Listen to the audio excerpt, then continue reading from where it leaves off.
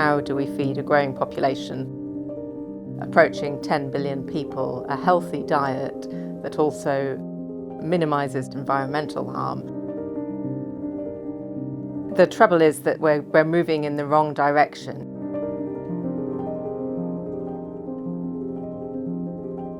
Business as usual will end up with us disrupting what's called planetary boundaries, which offer us safe operating space for human activity. Food systems account for approximately 30% of greenhouse gas emissions driving climate change. If we exceed the planetary boundaries, that also impacts on our ability to grow food that is nutritious, that is healthy. So it's pretty crucial we do something about it. Food is medicine. The health of people and the health of the planet are very linked. The evidence base makes it clear that change is possible and there are options and alternatives that are healthier for the planet, for people, and also for a just society. It's really exciting, actually, that there is a guide such as the Planetary Health Diet that could be used as a framework to help that transformation. This Planetary Health Diet is very much a food is medicine initiative, because it's getting at going to the core of what is making us sick. It's the food we eat, and we have to do better. The Planetary Health Diet isn't a restrictive or prescriptive diet. Understanding it as a flexitarian diet is probably the best label. It is based on less meat and dairy intake, but it also promotes more plant-based variety and a more diverse diet, being culturally adaptable to different countries and different vegetables and plants and different tastes and different ways of eating. What's happened since the 2019 report is that all sorts of researchers across the world published scientific papers showing higher adherence to this diet, lower risk of disease. I used to eat dairy every day, and since adopting the Planetary Health Diet 6-7 years ago, through working on EAT, I occasionally have cheese as a treat, but I've really reduced dairy products. And the data and the science was enough to make me want to do it. So if we come round to dinner of yours, we'll get Planetary Health Diet? You would, yes. The catchphrase of the Planetary Health Diet had a very successful impact, to the point that I find sometimes I'll meet somebody who will tell me casually that they eat the Planetary Health Diet. And the way it's been adopted took me by surprise. If you know about the damage that's being done by a particular type of food on your plate 3 times a day, then you maybe start to think a bit differently about it. I came to food through the lens of fisheries and marine systems. Fish are a really rich source of micronutrients, and it's in West Africa, it's particularly small pelagic fish, so things like sardines, called yaboy, and it's a really important source of nutrition, and it's affordable and it's delicious. And there's a little saying about the yaboy that it's lucky that the fish are so fiddly because it stops the rich people bothering with them. But now the fish meal and fish oil industry is growing in West Africa. Those same small fiddly fish can just be ground up and processed into fish meal and fish oil, and suddenly they're easily accessible to higher income markets. It feeds the global pet, livestock and aquaculture industries, which means there's less fish available for the women to process and distribute inland.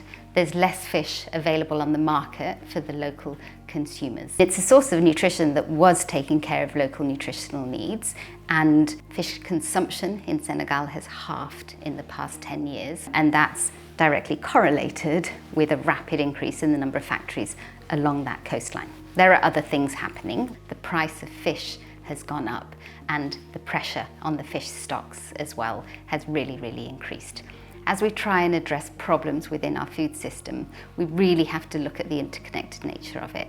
And I think justice provides this glue, because it enables you to think, okay, if we're tackling a problem, what will it do to the environment? What will it do to people's livelihoods? What will it do to people's diets? My concern, and there are many of these traditional diets around the world that are highly nutritious, that are in line with a planetary health diet, but Once those diets are lost, or those habits are lost, it's really hard to get them back.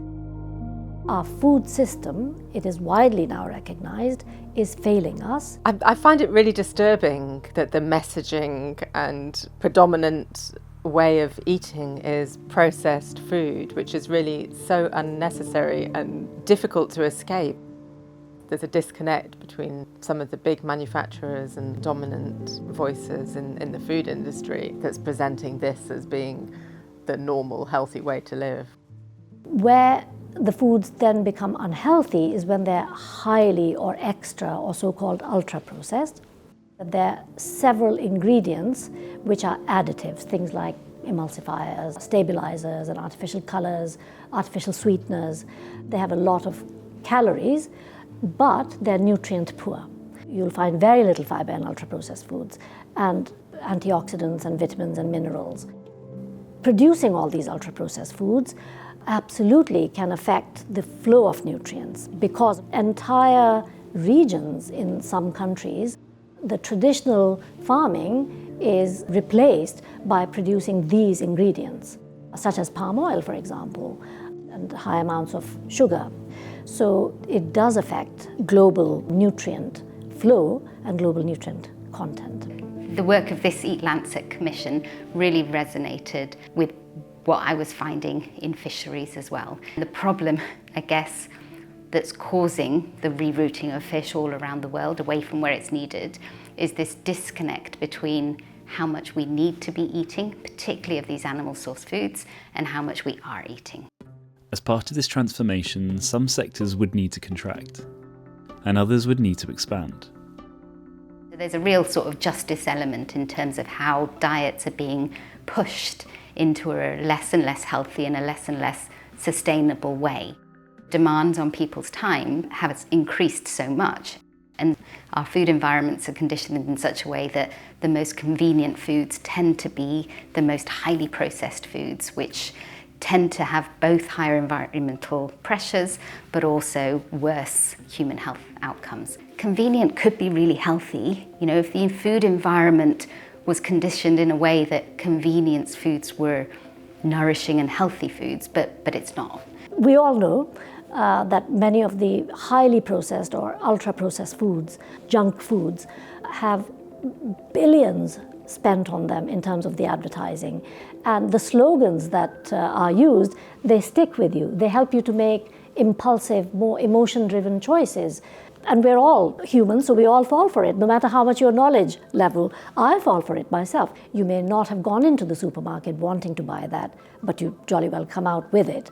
So I feel quite uncomfortable about that. The challenge is for us to make the healthy choice the easy choice. We need our high streets to look different. We need to redress that balance. One should not have every single time you buy an item of food have to use willpower. Our food system really needs to make the job easier for us. I describe this as low agency or high agency decisions. So low agency would be, you could, with closed eyes, just pick up the products, they're good for you, they're good for the planet. High agency is when you have to think every day, right, is this good, is this not good, is it good for the planet, is it good for health? The diets of the richest 30% of the global population contribute to more than 70% of the environmental pressures from food systems. Food sharing culture is a critical element in this change. I grew up in Ethiopia where you eat off one plate. You couldn't not share. Mexico and Kenya both have dietary guidelines, the recommendation to eat together, and the importance of sitting down and eating and sharing. It's about bringing people together. It's about nourishing both your body but also your kind of soul. And part of why we're transgressing the planetary boundaries in such crucial ways is because we've lost that. A just food system is one where everyone shares in the responsibility to making sure that their habits and practices, they are within planetary boundaries. And in slowing down and eating together and appreciating the food a little bit more, there's also the possibility to connect back to the workers, producers, the environments, the ecology that it all comes from, and just reignite an appreciation for the value of food to people and nature. We have a big task ahead of us. Our food system will be fundamentally different in 25 years to what it is today. It is a fundamental change that either will be imposed upon us or that we need to bring about. Justice is critical to this transformation, and the only way that we can bring about such a large-scale transformation is if we have everyone on board. When we're in a crisis, we have to take action on the best available evidence. This report has the state-of-the-art, best available evidence. And is it possible? Yes. It just needs a report to become a movement.